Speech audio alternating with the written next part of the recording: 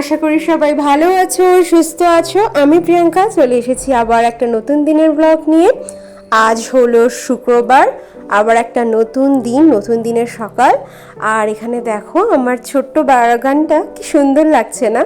ঝলমল করে রোদটা পড়েছে, ভীষণ সুন্দর লাগছে। তার সাথে আবার দুটো জবা ফুলও ফুটেছে, পিঙ্ক কালারের দুটো জবা। আর আজকের দিনটাও খুব সুন্দর, আজকে হচ্ছে রথযাত্রা। ঘুম থেকে উঠেই তাই মনটা বেশ ভালো লাগছে। ঘুম থেকে উঠেই ফ্রেশ হয়েই আগে আমি চলে এসেছি আমার বাগানে। রোজ এটাই হচ্ছে আমার কাজ, ঘুম থেকে উঠেই আগে আমি আসি আমার বাগানে, একটু দেখি আমার গাছগুলো কেমন আছে। তো চলো, আমি ফ্রেশ হয়ে গেছি, দেখি মা গিয়ে কি করছে। তারপরে তো আবার অফিসের কাজে বসতে হবে। এই যে মা আমাকে আবার সকাল সকাল এখানে ডাবের জল দিয়ে দিয়েছে খালি পেটে। তো এটা খেয়েই আগে স্নান করতে যাব, স্নান করে তারপরে হবে আজকের পুজো। তো এই যে এই জগন্নাথকে দেখছো, এই জগন্নাথ কিন্তু পুরী থেকে এসেছেন। মা এই জগন্নাথ বলরাম সুভদ্রাকে পুরী থেকে নিয়ে এসেছিল। আর এনার আমার কাছেই আসার ছিল, তো মা এবারে ওই জন্য মা বলেছিল যে আমি তোর কাছে নিয়ে যাব। কিন্তু আগেরবারেও যখন মা এসেছিল মা আর নিয়ে আসতে পারেনি, এইবারে মা মনে করে নিয়ে এসেছে। আর সামনেই দেখো এখন রথযাত্রা ছিল, ভালোই হলো। তো ওনার পুজোও আমার বাড়িতে হয়ে গেলে। তো এই যে এইখানে মা সুন্দর করে ঠাকুরকে সাজিয়ে দিয়েছে, আমিও স্নান করে চলে এসেছি। মা তো স্নান হয়েই গেছিলো। তো এইখানে মা সুন্দর করে ঠাকুরকে সাজিয়ে, এখানে দেখো আমার গোপালও সেজে নিয়েছে। আমাদের কোনো পুজো হলেই আমাদের গোপাল আগে সেজে পড়ে, ওর নতুন জামা বা ওর কোনো ভালো জামাও পরে নেয়, ব্যাস তাহলেই হলো। আর আমার যে বাগানের আজকে জবা ফুলটা ফুটেছিল, মা ওটা এখানে জগন্নাথ দেবকে দিয়েছেন। আমাদের খুব ছোট্ট আয়োজন আজকে, মানে ঠাকুরের জন্য সেরকম কিছু ভোগ এবারে বানানো হয়নি। তো এখানে শুধু ফল আর মিষ্টি দেওয়া হয়েছে। এখানে মা 5 রকমের গোটা ফল দিয়েছে। আর এখানে ঠাকুরের জন্য আনা হয়েছে, এখানে উড়িষ্যার একটা দোকান আছে, মানে উড়িয়া দোকান, তো ওখান থেকেই ছানা গজা, এখানে ছানা পোড়া আর রসগোল্লা, যেগুলো জগন্নাথ দেবের একদম ফেভারিট মিষ্টি, সেইগুলো সব আনা হয়েছে। তো এই সামান্য আয়োজন দিয়েই আজকে আমাদের রথযাত্রার পুজো হচ্ছে। এখানে জগন্নাথ আর আমাদের গোপালকেও সাজানোর পরে মা এখানে চলে এসেছে আমাদের ঘরের ঠাকুর, যে বাকি ঠাকুররা রয়েছেন তাদেরকে পুজো করতে। এই যে এখানেও মা মন্দিরটা, আমার মন্দিরটা খুব সুন্দর করে সাজিয়ে দিয়েছে, সব ঠাকুরকে একদম মালা দিয়ে, ফুল মালা সব কিছু দিয়ে। মন্দিরের মধ্যে হয়তো দেখতে পাচ্ছ ওখানে একজন বড় মায়ের ছবিও রয়েছে। নৈহাটিতে মা বাবা গেছিল, তো মা ওখান থেকে আমার জন্য নৈহাটির বড় মায়ের ছবিও নিয়ে এসেছে। আমার তো খুবই নৈহাটিতে বড় মায়ের কাছে যাওয়ার ইচ্ছে, এখনো তো সুযোগ হয়ে উঠতে পারিনি। তো আমি মাকে বলেছিলাম যে আমার খুব যাওয়ার ইচ্ছে, তাই মাই ওনার ছবি আমার কাছে নিয়ে চলে এসেছেন। তো পুজো আমাদের হয়ে গেছে, সুন্দর করে একটা ছোট্ট করে আমাদের সকাল সকাল পুজো হয়ে গেল। মা আর আমি দুজনেই উপোস ছিলাম যতক্ষণ না পুজো হচ্ছে। তো এখন পরোটা মা করে দিল, এই পরোটা নিয়ে আমিও চলে এসেছি অফিসের কাজে বসতে। একটু লেটই হয়ে গেল, মোটামুটি 12টা মতো বাজে। তো এখন অফিসের কাজ শুরু করব। খুব ইচ্ছে ছিল যে এখানে তো আমার সামনেই জগন্নাথ মন্দির আছে, তাই একটু জগন্নাথ মন্দিরে গিয়ে আজকে রথটা টেনে আসি। কিন্তু আমার পায়ের এই অবস্থার জন্য ও আর মা কেউই আমাকে যেতে দিচ্ছে না, তো আমার আর যাওয়া তো হবে না। তো সেই জন্য এখানে টিভিতেই একটু জগন্নাথ দেবের ভিডিওগুলো দেখাচ্ছে, পুরীর, দীঘার। এবারে তো দীঘাতেও নতুন মন্দির খুলেছে, তো সেগুলোই টিভিতেই বসে বসে একটু ঠাকুর দর্শন করে নিচ্ছিলাম। তো আমি দুপুরে বসে যখন কাজ করছিলাম, এইখানে দেখছি হঠাৎ করে ঝমঝম করে বৃষ্টি শুরু হয়ে গেছে।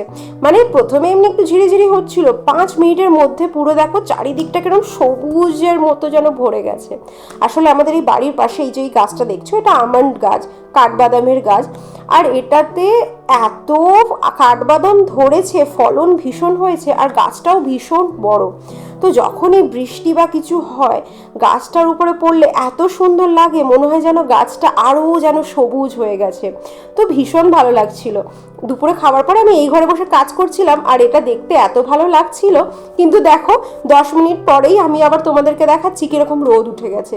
কি যে ওয়েদার বুঝতে পারছি না, কখনো খুব ঝলমলে রোদ, কখনো আবার ঝমঝম করে বৃষ্টি, এই চলছে। তো চলো অফিসের কাজটাও শেষ করি। আর সন্ধ্যাবেলা এখানে ও অফিস থেকে চলে আসার পরে আমাদের এখন সন্ধ্যা আরতি হবে। ঠাকুরের কাছে একটু লাইটও লাগানো হয়েছে ছোট্ট করে। তো এখানে মা সব কিছু সরঞ্জাম করে নিয়েছে, সন্ধ্যা আরতি শুধু হবে, এখন আর সেরকম কিছু না। এখন শুধু একটু ঠাকুরকে চকলেট এইসব দিয়েই সন্ধ্যা আরতিটা হবে। তো ওরই আসার অপেক্ষায় মা ছিল, ও যখন চলে এসেছে সবাই একসাথে মিলে সন্ধ্যা আরতি করব।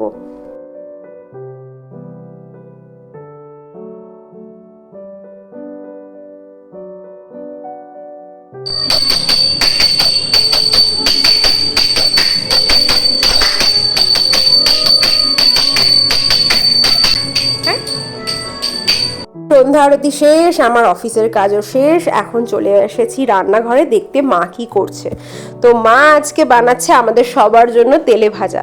রথযাত্রার দিন বাইরেও একে যেতে পারিনি, মনটা তো খারাপই ছিল, তাই জন্য মা বলল দাঁড়া বাড়িতেই আমি সবার জন্য তেলে ভাজা করছি। তো সেই জন্য এখানে মা বেসন টেসন সব নিয়ে এসেছে। বেসনের মা আগে ব্যাটারটা করে নিচ্ছে। আজকে আমাদের পছন্দের সব তেলে ভাজা রান্না হবে। তো প্রথমেই যেটা এখানে মা কড়াইতে একটু মশলা কষে নিচ্ছে, আজকে আলুর চপ হবে। তো আলুর স্টাফিংটা রেডি করার জন্যই মা এখানে কড়াইতে তেল দিয়ে একটু কালো জিরে ফোড়ন, একটু পেঁয়াজ কুচি, তার সাথে একটু কাঁচা লঙ্কা কুচি এইসব দিয়ে মা একটু মশলা কষাচ্ছে। ওই প্রেশার কুকারে আলুটাকে আগেই সিদ্ধ করে নিয়েছে। তো আলু সিদ্ধ করে আলুটাকে মা ঠান্ডা করতে দিয়ে দিয়েছে, আর ততক্ষণ এখানে মশলাটা কষানো হচ্ছে। তো আমিও ওই জন্য এখানে পাশে দাঁড়িয়ে মায়ের কাছে দেখে নিচ্ছিলাম। আমিও এই আলুর চপটা করতে পারি। তো মাকে বললাম চলো আমি একটু হেল্প করি। মা বললো না, তোকে এখন হেল্প করতে হবে না, তুই যখন একা থাকবি তখন নিজে বানাবি, আমি যখন এসছি তোকে কিছুতে হাত লাগাতে হবে না। তো যাই হোক, এখানে মশলা কষানো মোটামুটি হয়ে গেছে, গুঁড়ো মশলা দিয়ে মা একদম কষিয়ে নিয়েছে। এবারে আলুটাকে সেদ্ধ আলুটাকে ওর মধ্যে দিয়ে ভালো করে মশলার সাথে আলুটাকে মিক্স করে নেবে। আসলে এটা পেঁয়াজটাকে কেউ না ভেজেও অনেকে এমনিও মাখিয়ে করে, কিন্তু যদি একটু মশলাটা কষিয়ে আলুটাকে মাখানো হয় তাহলে কিন্তু টেস্টটা আরও দ্বিগুণ বেড়ে যায়। তো সেই জন্য এখানে মায়ের আলুটা রেডি হয়ে গেছে, ওটাকে মা ঠান্ডা করতে দিয়েছে। আর এখানে পেঁয়াজির জন্য পেঁয়াজ রেডি করা হচ্ছে। বেসনের সাথে মা এখন পেঁয়াজগুলোকে মাখিয়ে রাখছে। তো আমি না পেঁয়াজি করেছি, কিন্তু আমার পেঁয়াজিতে না একটু বেসনের পরিমাণটা বেশি হয়ে যায়। তো আমি বুঝতে পারতাম না আমি কি ভুল করছি। তো মা বললো যে পেঁয়াজটাকে একটু মোটা মোটা করে কাটবি আর বেসনটা একটু কম দিবি, মানে মাখা মাখা করবি, পাতলা করবি না, তাহলেই সুন্দর করে হবে। তো আমি মায়ের কাছে ওটাই দেখে নিচ্ছিলাম। এখানে ব্যাটারের প্রিপারেশনগুলো সবকটা হয়ে গেছে, আলুর চপেরও রেডি, পেঁয়াজিরও রেডি, আর এখানে মা এখন আলুর চপের টিক্কিগুলোও বানিয়ে নিয়েছে। আমি খেতে ভালোবাসি পেঁয়াজি বেশি, আর ও খেতে ভালোবাসে আলুর চপ বেশি। তো দুজনেরই কথা মাথায় রেখে মা দুজনের জন্যই বানাচ্ছে আলুর চপ আর পেঁয়াজি।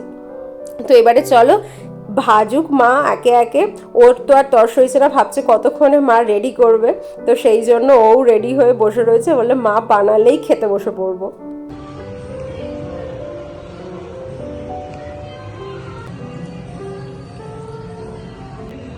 ওর জন্য তেলে ভেজে দিলেই হবে। তেলে ভাজা, তেলে আজকে ভাজা, যেহেতু পাঁপড় ভাজা, তাতে পাঁপড় একটু তেলে ভাজা। আজকে একটু ইয়ে করতে হবে, কন্ট্রোল করতে হবে। আচ্ছা, একটু তেল খাওয়াটা একটু বেশি খাওয়া বেশি হয়ে যাবে, আর কি করা যায়।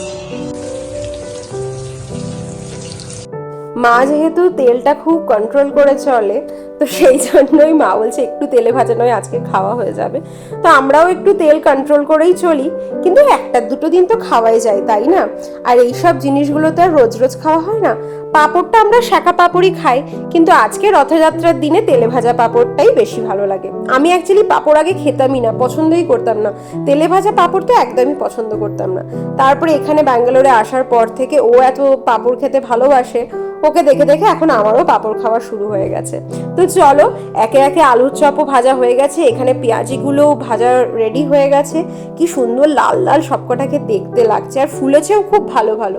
এই যে এখানে আমাদের মেনু আজকে রেডি হয়ে গেছে। এই আলুর চপগুলোকে সামনে দেখো কি সুন্দর সাইজগুলোও হয়েছে না। উপরে মা আবার একটু নুন ছড়িয়ে দিয়েছে। তো এখানে আছে আলুর চপ, তার সাথে আছে একটু লঙ্কার চপও বলতে পারো, আর এখানে রয়েছে পেঁয়াজি, আর তার সাথে রয়েছে পাঁপড় ভাজার। রথযাত্রার তো মেনই হচ্ছে পাঁপড় ভাজা, তো পাঁপড় ভাজা ছাড়া তো রথযাত্রার সন্ধ্যা পুরোপুরি অসম্পূর্ণ।